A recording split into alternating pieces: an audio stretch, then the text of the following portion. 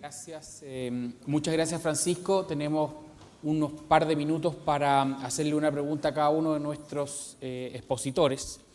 Partiendo por Francisco Guzmán, aquí voy a fundir dos preguntas.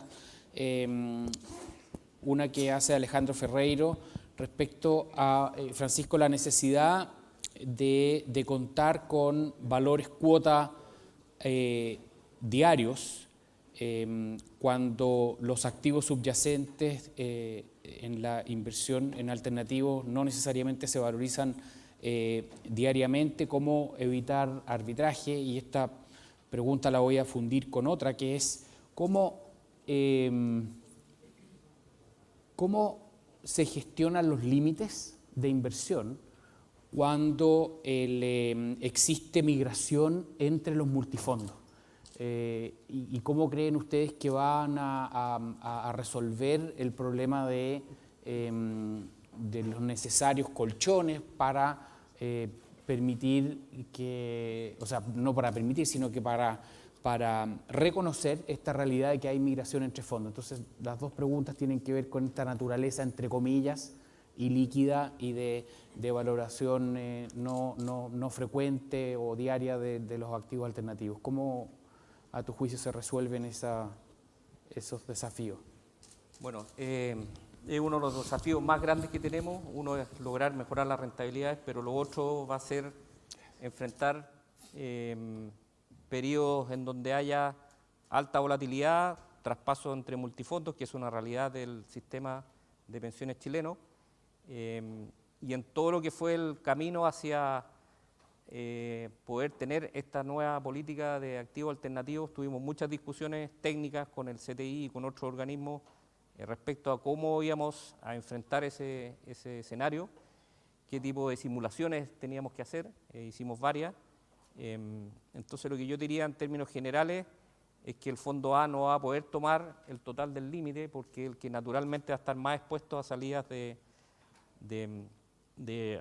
activos bajo manejo, de clientes que se vayan o cotizantes que se vayan de fondos más riesgosos a menos riesgosos, y eso obviamente nos deja que nuestra capacidad de poder llenar y cumplir con el objetivo de agregar mejores retornos vía alternativos se va a ver algo afectado por la particularidad que tiene el Fondo A. Y para los otros fondos vemos que la situación es más normal, y si bien tenemos una cierta factor para poder ponderar potenciales salidas en periodos cortos de los AUM, tenemos eso ya de alguna manera simulado y puesto ahí en nuestros límites para poder llenar o hacer estas inversiones. Respecto a la valorización, bueno, la valorización es un tema permanente de los activos alternativos, no tienen valorizaciones visibles como el mercado público de forma diaria. Obviamente ahí queda un desafío por trabajar. Nosotros creemos que la actual propuesta por parte del regulador es adecuada, no vemos grandes problemas en eso, pero sí vamos a tener que ir observando en el tiempo cómo se va dando efectivamente la realidad, porque las valorizaciones en no todos los activos alternativos son tan fáciles de poder de alguna manera tener la certeza de que efectivamente esa es la mejor valorización en ese momento del tiempo. Hay algunas valorizaciones que, o sea, valorizar un pool de edificios de renta es distinto a una carretera, y es distinto a un private equity, y es distinto a una deuda privada. Entonces ahí lo que estamos trabajando es que vamos a tener nuestros asesores de valorización, en donde vamos a tener que permanentemente tener actualizados los números de cara tanto a la valorización oficial como al regulador. Muchas gracias, Francisco. Para Octavio, hay acá dos preguntas. Una es un poco más general: ¿cómo piensa que va a cambiar la actitud o cómo puede cambiar el sistema ante el nuevo gobierno? No sé si es una pregunta muy amplia. Y la segunda es cómo se concilia el hecho o la aspiración de gestionar carteras de activos alternativos en forma directa, internalizada, con la realidad que mostrabas en tu presentación, específicamente en el caso de los fondos de capital privado, en que más de la mitad, 13 fondos, más de la mitad de los fondos de capital privado mexicanos muestran tires negativas.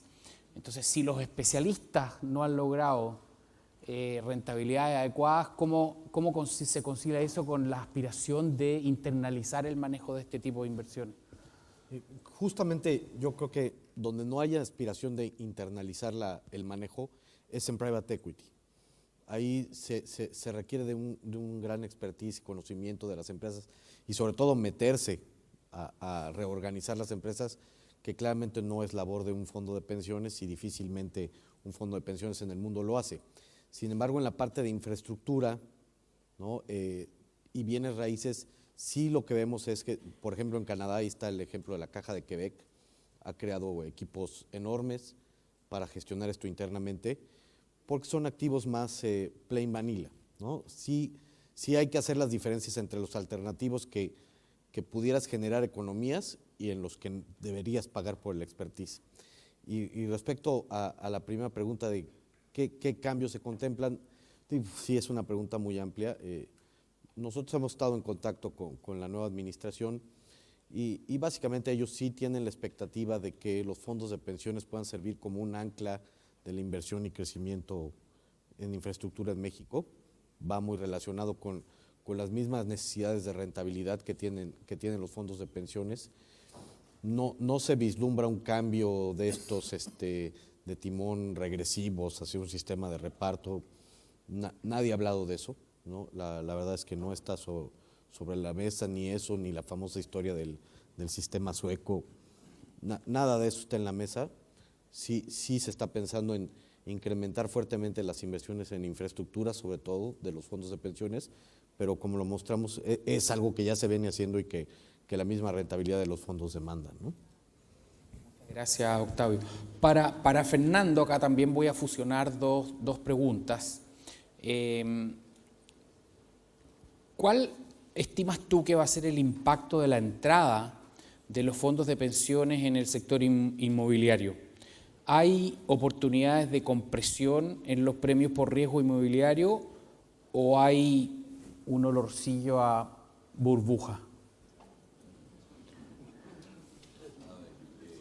Yo creo que la entrada de los fondos de pensiones está siendo, porque ya están de alguna manera actuando, está siendo bastante tranquila y bastante profesional y de a poco tratando de no impactar, ¿no es cierto?, en un mercado que está solamente abierto al mercado local, ¿no es cierto?, en la parte inmobiliaria. Incluso dentro del mercado local está excluido como cupo alternativo el mercado residencial, lo cual de alguna manera limita el atractivo de ese tipo de activo, dado las restricciones de límites, ¿no es cierto?, que tienen los distintos multifondos. Respecto, digamos, a que ciertamente al ampliarse a un agente tan importante como son los fondos de pensiones, que no son cualquier institucional, ¿no es cierto?, uno debería esperar que en ningún caso el efecto sea de debilidad de los mercados. O sea, ciertamente si hay un aporte puede ser justamente a hacerlo más sólido. En el caso particular de las cuotas del Fondo de Independencia, sin que haya mediado mayor actividad de parte de los fondos de pensiones, yo creo que de alguna manera se puede reflejar el sentimiento que el mercado tiene. Las cuotas del Fondo de Independencia estuvieron por mucho tiempo con un descuento de sobre un 20-25%. Y a contar de hace ya un año y medio, se ha estado corrigiendo esto sin que hubiese pasado básicamente nada al interior del fondo.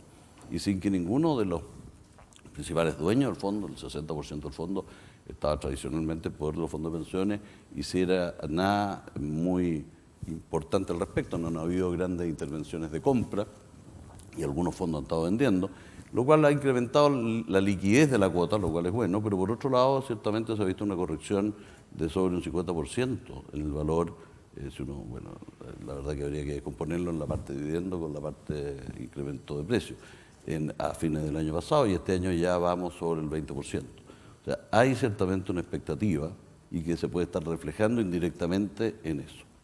Pero no se ve ni se advierte, digamos, un cambio total. ni mucho menos. Pasamos unos minutos de nuestro panel, un par de preguntas que no alcancé a hacer, pero quería agradecerle a nuestros tres panelistas por sus exposiciones y dejamos a continuación a Felipe Divín con el próximo panel. Muchas gracias.